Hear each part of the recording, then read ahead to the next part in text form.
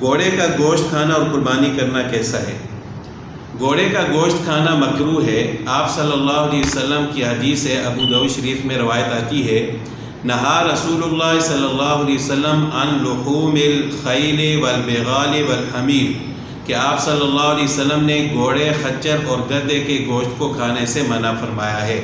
ایک روایت میں، بخاری شریف کی روایت میں کھانے کا بھی ذکر ہے کہ آپ صلی اللہ علیہ وسلم نے گھوڑے کا گوشت کھایا، تو اس وجہ سے امام ابو حنیفہ رحمۃ اللہ علیہ فرماتے ہیں کہ جب کھانے کا بھی ذکر ہے اور نہ کھانے یعنی کھانے سے منع بھی فرمایا گیا ہے تو پھر اس میں احتیاط بہتر ہے، بہتر یہ ہے کہ نہ کھایا جائے۔